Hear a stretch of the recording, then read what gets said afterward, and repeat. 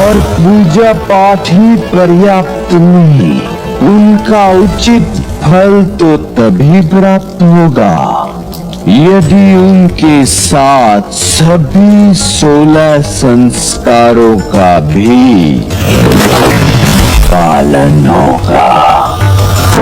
प्रथम संस्कार, गृह में सदा तांबुल अथवा पान का सेवन हो, और विशेषकर गृह की स्त्रियां ऐसा अवश्य करें,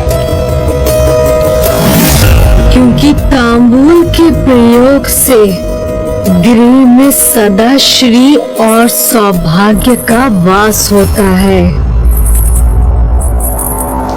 और दूसरा संस्कार, शौच के उपरांत चरण धोए बिना कोई भी गृह में प्रवेश या पूजा पाठ नहीं करेगा। क्योंकि शौच के उपरांत चरण न धोने से कलयुग का प्रभाव होने पर दुर्दिन का आरंभ होता है। तीसरा संस्कार, गीले चरण लेकर कभी निंद्रा हेतु शैया पर नहीं जाना, क्योंकि इससे कुविचारों को प्रोत्साहन और दरिद्रता को आमंत्रण प्राप्त होता है। और चौथा संस्कार, निर्जन स्थान पर कभी अकेले निंद्रा नहीं करना। इस संस्कार के पालन से शत्रुघात का भय क्षीण होता है।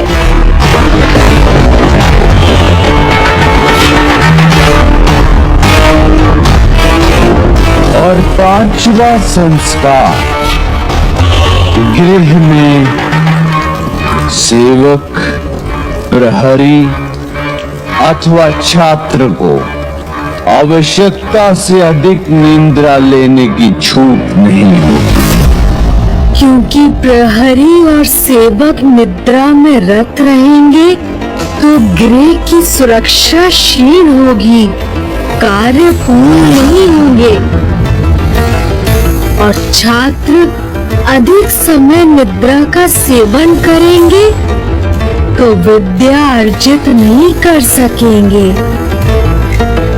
और छठा संस्कार, पूर्ण रूप से अंधकारमय कक्ष में कभी निंद्रा नहीं करना, क्योंकि ऐसा करने से अंधकारी शक्तियां का प्रभाव नहीं होता।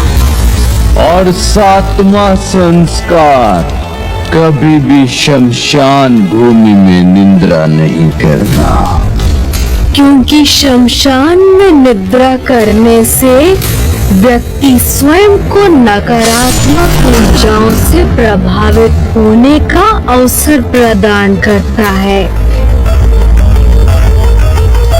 आठवां संस्कार,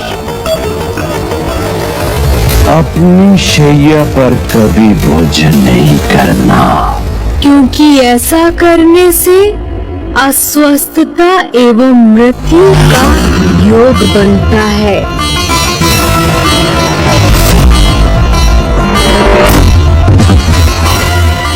नौवां संस्कार, कभी निर्वस्त्र निंद्रा नहीं करना, क्योंकि निर्वस्त्र निद्रा करना महादेव का अपमान है। 10वां संस्कार, भोजन के उपरांत अपना मुख स्वच्छ करना आवश्यक है। ऐसा करने से अस्वस्थता उत्पन्न करने वाले कीटाणु और जीवाणु शरीर में प्रवेश नहीं कर पाते। और 11वां संस्कार, उत्तर दिशा में शीश कर कभी निंद्रा नहीं करना, क्योंकि ऐसा करने से चरण दक्षिण दिशा में हो जाते हैं।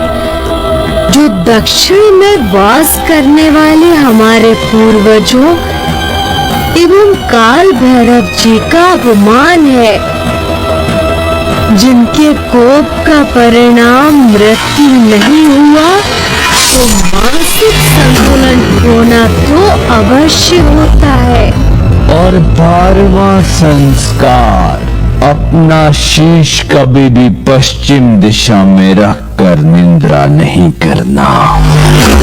क्योंकि पश्चिम दिशा में शीश रखकर निद्रा करने से चिंताओं में वृद्धि होती है। और 13वां संस्कार, छात्र पूर्व दिशा में ही शीश रखकर निद्रा करे। क्योंकि पूर्व में शीश रखकर निद्रा करने वालों को ज्ञान और विद्या सहज प्राप्त हो जाते हैं। और 14वां संस्कार, छात्रों के अतिरिक्त अन्य सभी दक्षिण में ही शीश रखकर निद्रा करे। क्योंकि दक्षिण में शीश कर निद्रा करने वालों को धन, विद्या, यश, स्वास्थ्य, दीर्घायु सभी प्राप्त हो जाते हैं।